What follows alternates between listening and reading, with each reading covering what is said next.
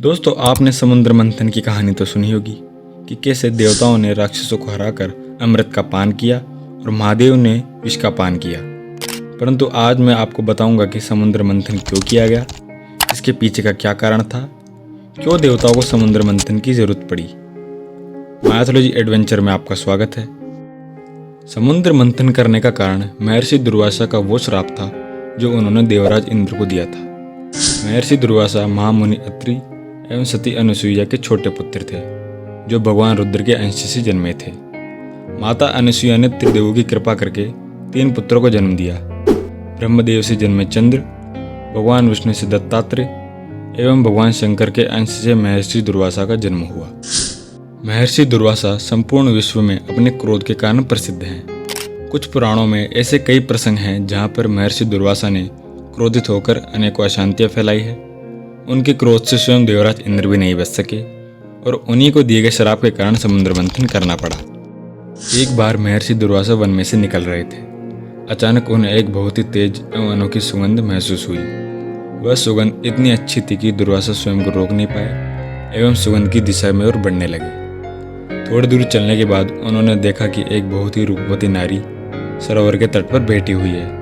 उनके गले में एक अद्भुत पुष्पहार है। वह पुष्पहार प्रकाश की भांति जगमगा रहा था एवं वह अलौकिक दंत पुष्पमाला से ही आ रही थी। महर्षि दुर्वासा उस स्त्री के पास पहुंचे। एक जटाजूट योगी को इस प्रकार पास आते देख उस कन्या ने उठकर उन्हें प्रणाम किया।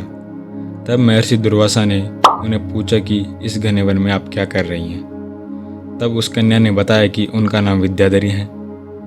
दुर्वासा ने उन्हें आशीर्वाद दिया और उनसे अपना परिचय देते हुए पूछा कि आपने ये जो पुष्प की माला पहनी है वह अत्यंत दुर्लभ लग रही है। इतने मनभावन सुगंध और ऐसा तेज किसी पृथ्वी के पुष्प पर होना तो असंभव है।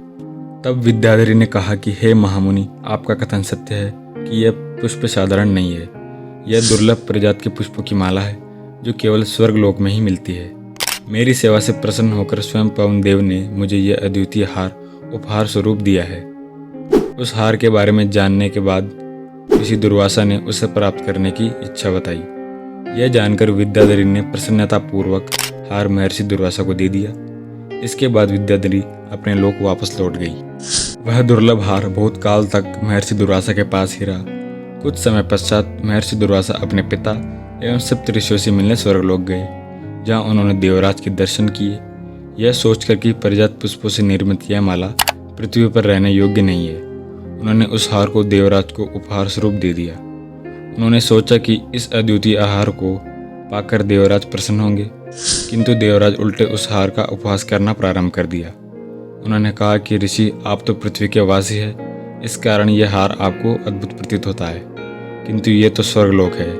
इस प्रकार के असंख्य पुष्प हमारे परिजात उपवन में हैं। यदि मैं चाहूँ तो इस प्रकार के असंख्य माला स्वयं के लिए बना सकता हूँ। आपके इस उपहार का मैं क्या करूँगा, पर आपने मुझे यह उपहार स्वरूप दिया है तो मैं यह पराजित माला ऐरावत को ही भेंट कर देता हूँ। यह कहकर इंद्रदेव ने वह माला ऐरावत के मस्तक पर रख दी। इस प्रकार माला रखे जाने और उसकी तीव्र गंध से ऐरावत को बड़ी असुविधा हुई। पुष्पों की मादक गंध से ऐरावत ने उस माला को तोड़ दिया। अपने द्वारा दिए गए उपहार का अपमान देखकर ऋषि दुर्वासा क्रोधित हुए। उन्होंने इंद्र से कहा कि अपनी संपदा और ऐश्वर्य के मग्न में मेरे द्वारा दिए गए उपहार का ऐसा अपमान किया। आप ये भूल गए कि उपहार का मूल्य नहीं देखा जाता। इसलिए मैं आपको श्राप देता हूँ कि जिस ऐश्वर्य और अभिमान में आपने मेरा इतना अपमान किया है, वही ऐश्वर्य आपसे सदा के लिए छिन जाएगा।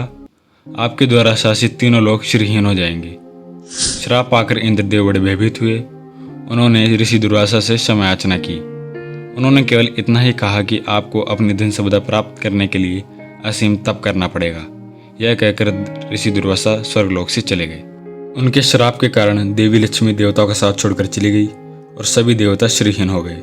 जैसे ही दैत्य गुरु शुक्राचार्य को इसका समाचार मिला, उन्होंने दैत्यों को स्वर्गलोक पर आक्रमण करने को भेजा। दैत्यराज बलि के नेतृत्व में स्वर्गलोक पर आक्रमण किया और देवताओं को वहां से पलायन करने को विवश किया।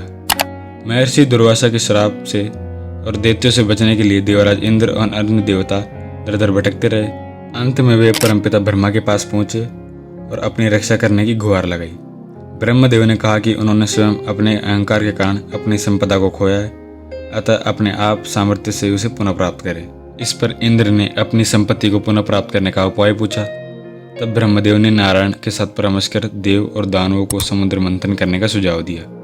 तब देवराज इंद्र और दैत्यराज बलि दोनों ने साथ मिलकर अपनी अपनी सेनाओं के साथ महान समुद्र मंथन का आयोजन किया और उसी के कारण उन्होंने अपनी संपत्ति पुनः प्राप्त कर ली।